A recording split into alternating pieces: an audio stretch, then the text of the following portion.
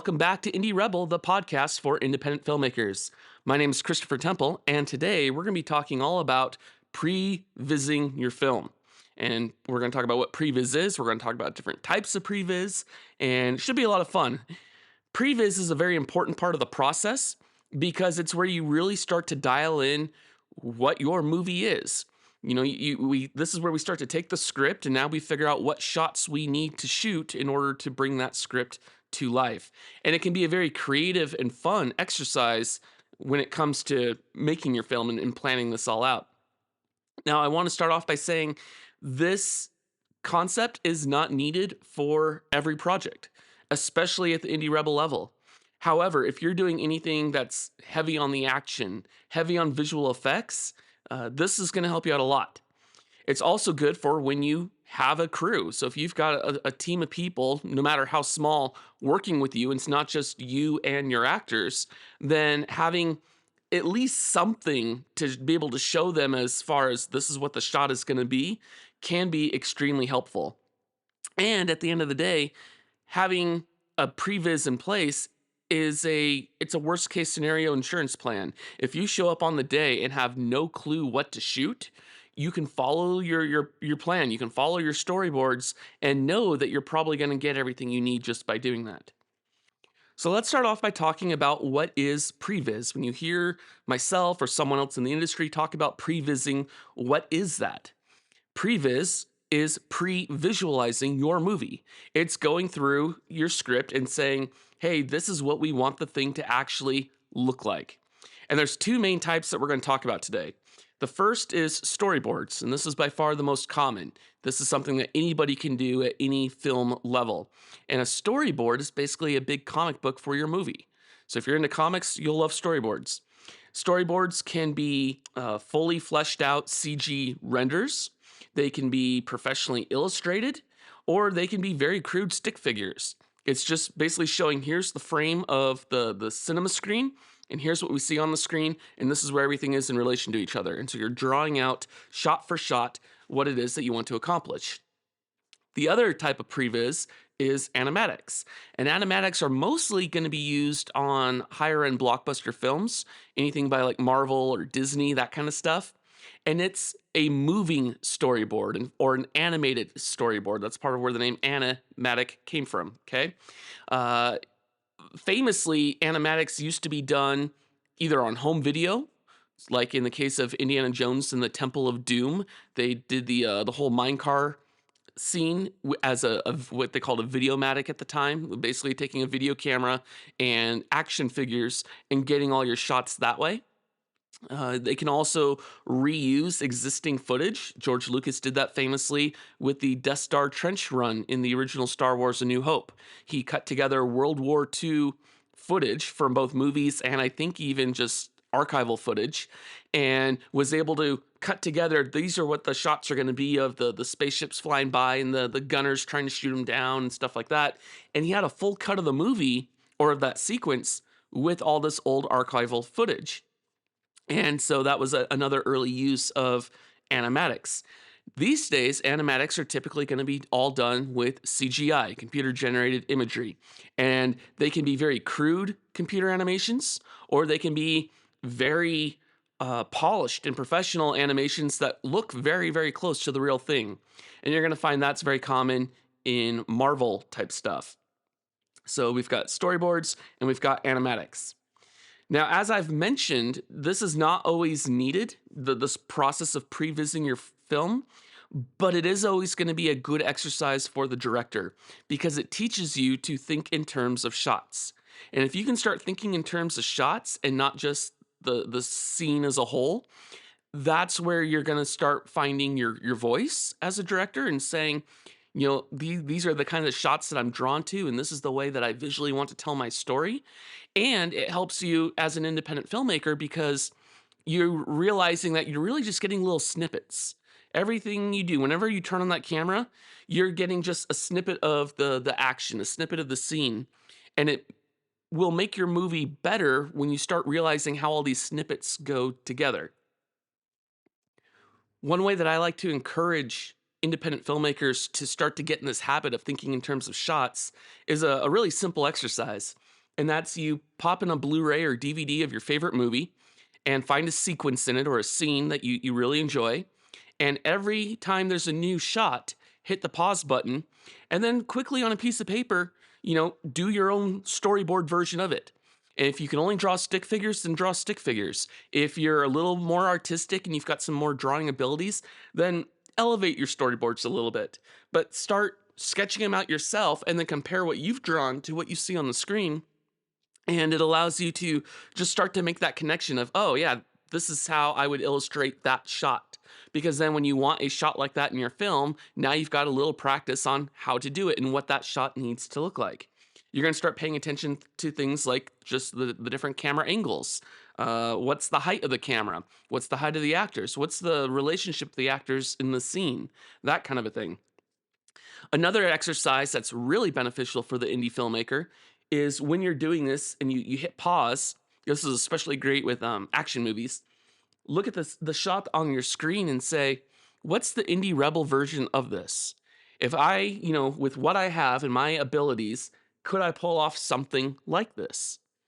And you'll find more often than not that yes, you can. You might have to set it in a different location because you don't have access to, a grand ballroom or whatever. But the other nuances that make up the shot are things that you can do. I think the Bourne Identity films, I reference those a lot because I'm a huge fan of the Bourne franchise. But if you look at the Bourne films and you get into like those fight scenes, I mean, they're taking place in mundane locations like a house or an apartment, and it's just camera angles for the most part. Yeah, there might be stuff flying around the screen, but that's easy enough to do. It's pretty simple to create debris and toss that around.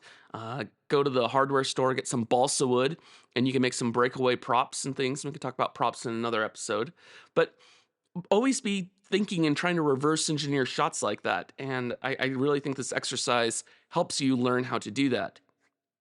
And while it's true that I don't storyboard every scene in a film, I do always storyboard if I'm shooting on a green screen. And this is a huge, huge pro tip if you're doing something with green screen.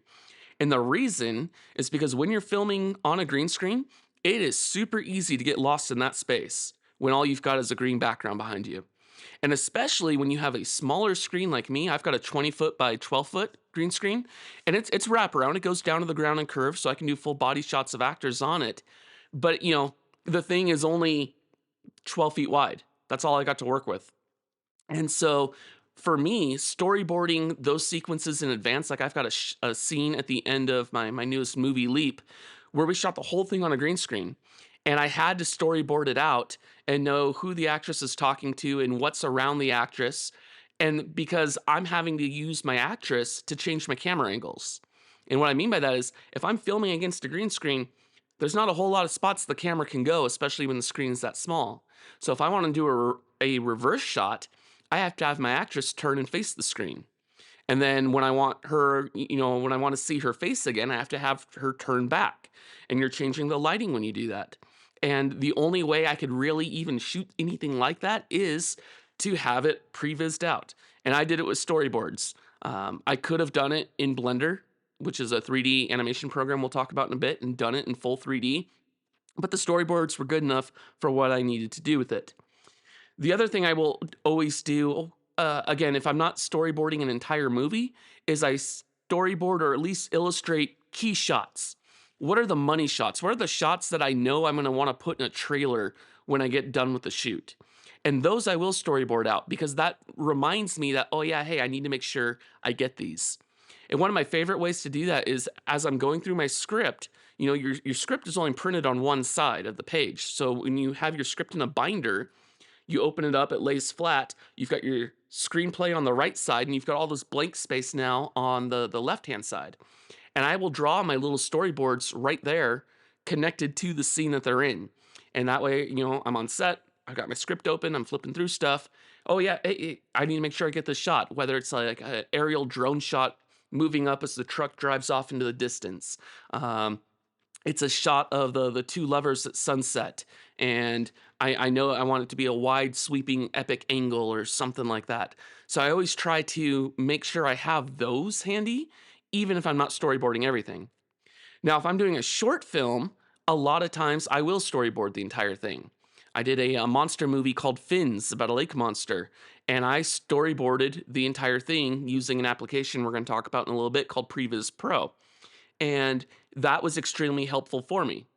Now, I didn't necessarily follow my storyboards to a T when I got on set and or got to the lake and started shooting, but it was nice having that as a backup, as a worst case scenario. If I forgot something or whatever, had something gone wrong, I could have just shot my boards and I would have been just fine.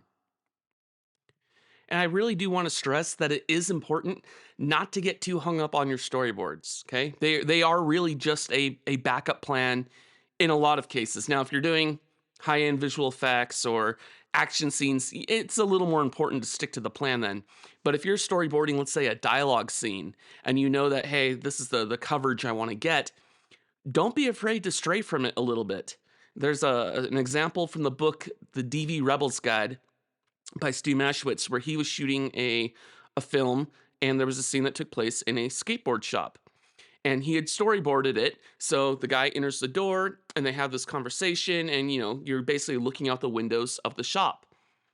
He gets there on the day and he shot his storyboards to a T. Like if you were to put the film and the boards side by side, they're almost perfectly identical. The problem was that he did shoot his storyboards to a T, and in doing so, realized after the fact, when the day was over, that he missed out on a huge opportunity to add production value and make the scene look better visually if he had just turned the camera 90 degrees. But because he followed his storyboards, he ended up with the glass windows of the shop in the background. If he had turned the camera 90 degrees, he would have had rows and rows of skateboard decks, all the color, all that vibrance, and just added so much more production value to the film. And that was the lesson he learned was, hey, the storyboards are not God. We're not meant to just stick to these, in all scenarios. And the sad part is, had he been more flexible with his board, he probably could have still shot them to a T just with a different background. But he was so detailed when he was sketching them out because he thought that's what you're supposed to do, that he already had a background there in the boards, and that's what he tried to create for real on the set. So just something to keep in mind as you begin to do all this. When you begin to storyboard your movie, you will begin to make some important decisions about your film. And the first of which is, what's your aspect ratio? The aspect ratio is how wide your movie is, or what the shape of your frame is. Common ones are going to be 16 by 9, which is like the shape and size of a standard high definition television. You'll find 240 is another one. Some people still call it 235, but it's really 240 today, 2.40 to 1. And that is your more epic movies. So like Gladiator comes to mind for something like that. Star Wars, of course. All those are 240 aspect ratio. It's also called anamorphic. And then less common now today is 4:3. And 4:3 is the old TVs we had in the 80s and 90s and even early 2000s that were those big square heavy tubes that were extremely difficult to move around. That's a 4:3 aspect ratio. And this is important to talk about a little bit. I just want to throw in one little quip about this here. I remember first becoming aware of aspect ratios watching a VHS copy of Ghostbusters in the late 90s. I had had a bunch of teeth removed in preparation for getting braces because I needed to make room in my mouth to move stuff around. And while I was recovering, my mom bought me Ghostbusters.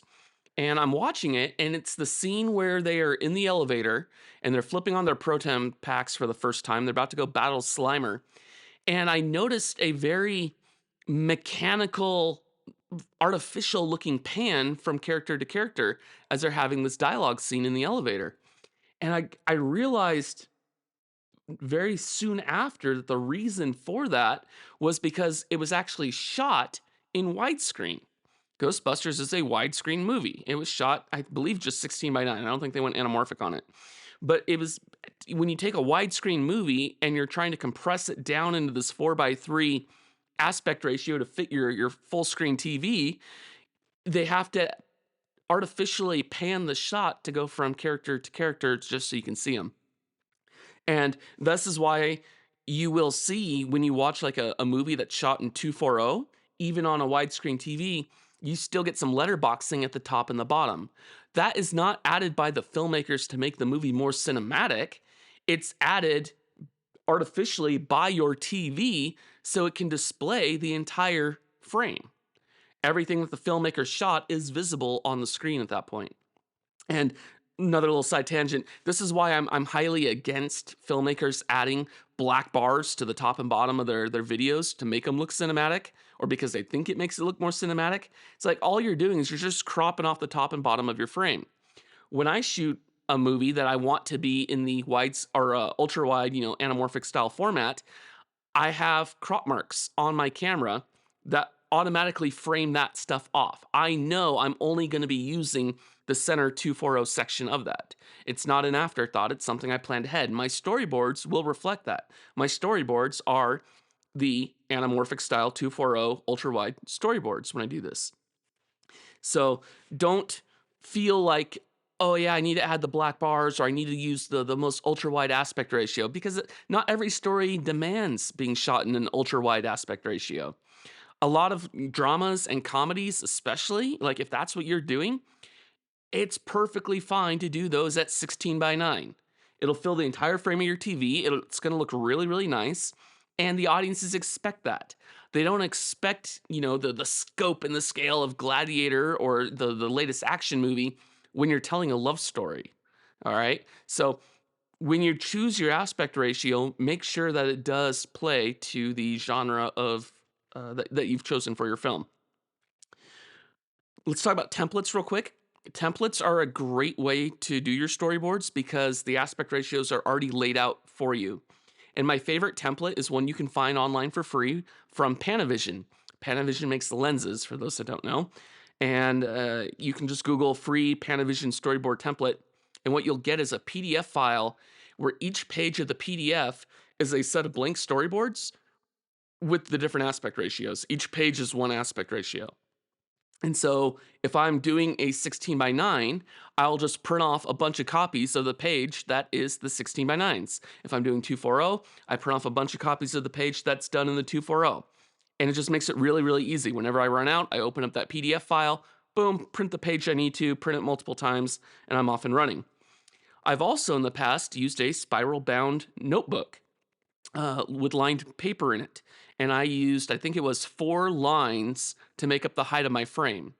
And then you just draw the horizontal part of the rectangle until you get the ratio that you want. And I was able to fit about 4 boards per page doing that. So if you don't have access to a printer, just head down to your local dollar store even and get a spiral bound notebook, and you can still do your storyboards that way. And it works really well. When you're drawing your storyboards, especially the initial pass of them, if you're going to do multiple passes, keep it short, sweet, and quick and rough. You want your hand to try to keep up with your brain as much as possible as it creates these shots. Don't worry about putting in backgrounds. Just kind of hit your main action beats. And in doing so, if you're not concerned about the backgrounds, unless it's important to the scene, then you're going to avoid locking yourself into the hole we talked about with Stu in the skateboard shop, where suddenly he realized he could have had a better background if he just changed the camera a little bit right there on the day. As you begin to create your storyboards, you're going to want to start thinking about your different shot types.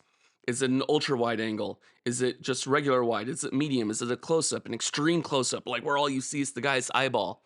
And the way you choose your shots is simply to read your script and watch your movie in your head. Start thinking about, if I'm just reading this, because I know for me at least, if I read a book or I read a script, it's almost like seeing a movie in my head. I don't see the words on the page. I mean, I do, obviously, because that's how I'm getting the visuals, but I'm seeing something in my mind. And you want to focus on that.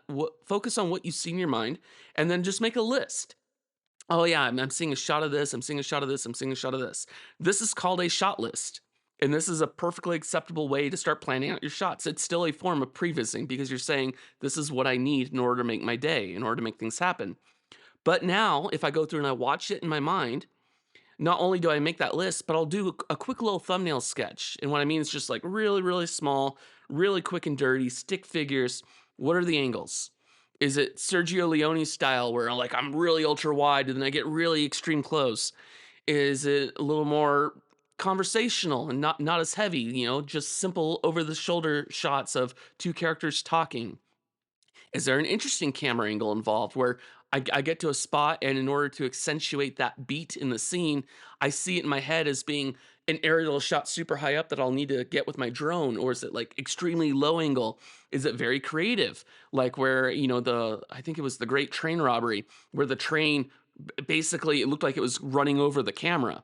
What do you see in your brain? What's the most creative way to tell that?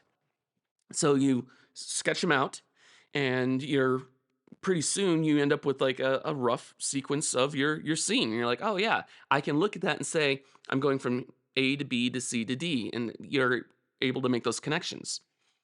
Now I can already hear some of you guys out there. You're like, but I can't draw. I can't even draw a stick figure. I'm so bad at this. Whatever.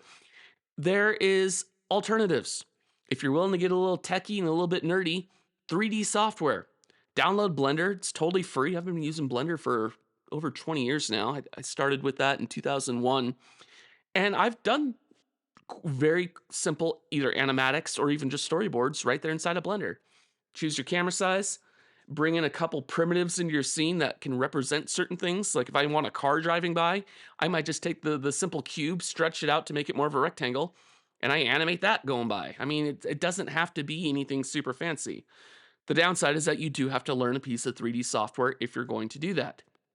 There is other software out there called FrameForge that you can use, and that's designed for storyboarding. You can import your script, you build out your characters, and then you're moving the virtual camera around to find your shots and find your lens types as well. Also, the advantage to 3D, especially for those that can't draw, is you can download assets. You don't have to be a 3D modeler to be able to pull the stuff off. If you're using Blender, jump onto blendswap.com. You can find almost anything you want on there. You've got your sets, you've got characters, you've got vehicles, different props and things, and you can download an entire library of stuff to build and propagate your scene.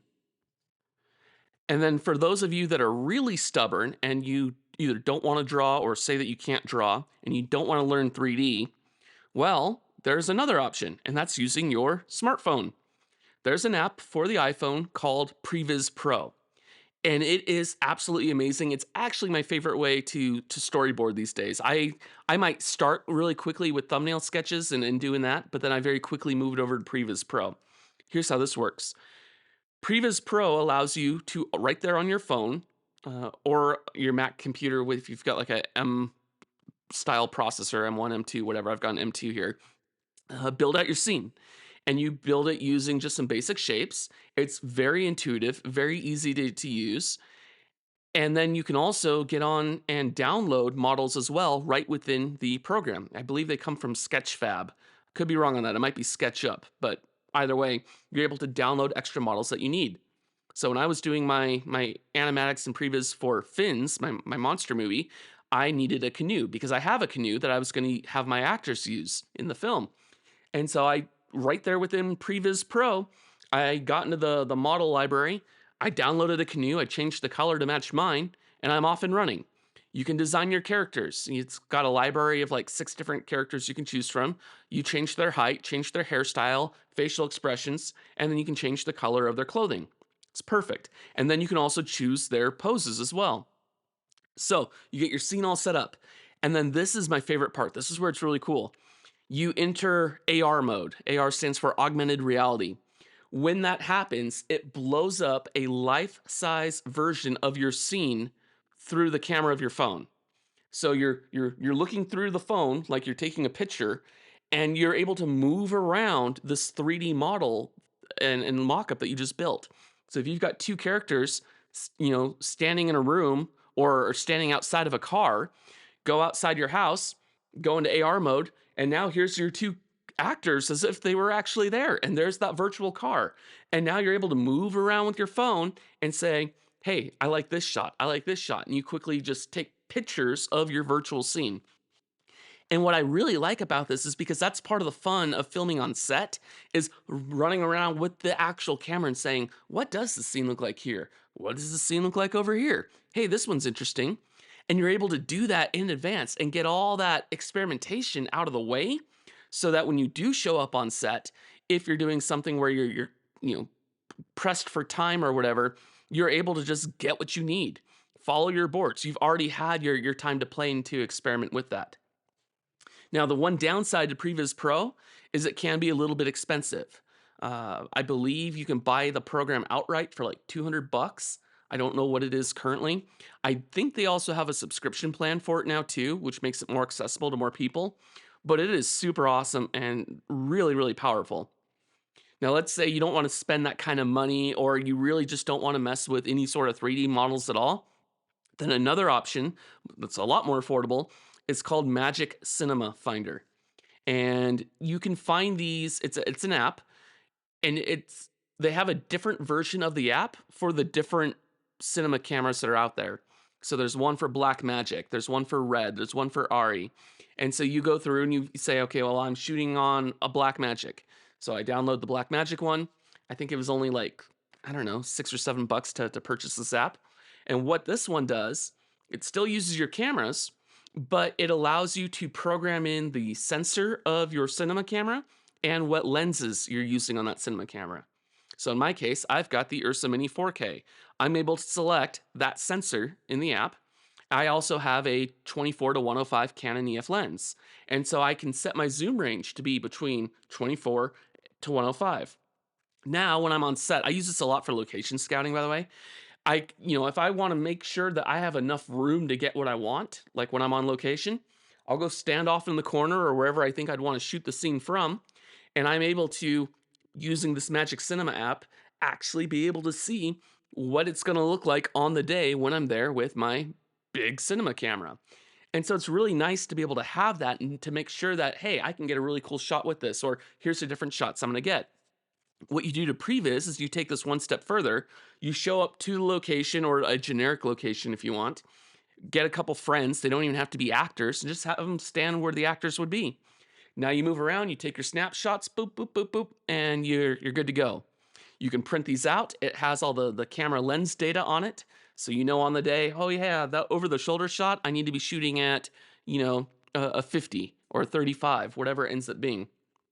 And so again, it's just another way to plan things out and to know what you're going to do. And if you really, really, really, really want to take the super low budget approach, just use the built-in camera on your phone. Okay, you can do that. You can basically just stage it out again with you get a couple friends to be your quote unquote actors and say, okay, I want a shot from here, a shot from here, and a shot like this. You take it, you're done. I still prefer Magic Cinema Finder for that only because I'm getting all that sensor size and lens data with it too. Like it's going to match a lot better, but you can do it with just normal still photos. I remember back in the days, I read in a film book, someone said, yeah, get a roll of 25 or 35 millimeter film, grab your camera and go out and just shoot the roll. Now you've got 35, storyboard shots of what your movie's going to look like. So do with that what you will. And then, of course, as I mentioned earlier, you've got the super ultra poor man's method of just doing your shot list, making a list of everything you need, not doing any pictures at all. It's not as good for sharing with, crew members or actors, showing them what the shot's going to look like. But hey, if it works for you, it works for you. So you can do that. There's also apps for it. I know the Film Riot guys like to pimp out Shot Lister. They're always giving away free licenses for that with a movie trivia on their Instagram page. So check that out. Maybe you'll have a chance of getting the app for free. All right. In conclusion, wrapping up here, I know this is a little shorter episode, but we went really long last week, so it's okay to go a little shorter this week. Pre-vizing is basically just having a plan for a worst case scenario. Okay. It's if things went wrong and I forget what the kinds of stuff I want to do, or I'm just not inspired to do it for whatever reason, I can follow my storyboards. I know I'm going to get the shots that I need that way. Don't be a slave to your plan, but have a plan in advance, especially if you're shooting visual effects or action. But do try to leave yourself some room for spontaneity. And then when it comes to actually putting your previs together, use what you're comfortable with. As long as you know what you need, that's really all that matters, and then you're going to be set. So if you want to rip scenes from movies and cut them together like Lucas did for Star Wars, do that. If you want to get into computer animation and do fully fledged 3D animatics, you can do that. Grab your video camera and shoot just, some quick test versions of scenes. Robert Rodriguez did that on Desperado. They're shooting the opening bar fight, and so he went in a few days before they'd planned to shoot it, brought a couple friends along, and with his video camera just kind of found what all the shots were. Then on the day, boom, he's able to look at the videotape and match it all up. So there's a 100 different ways you can go about doing this. Find the process that's going to work best for you. Thank you so much for listening. I hope you've enjoyed. My name is Christopher Tempel, and you've been listening to Indie Rebel, the podcast for independent filmmakers. We'll see you next week.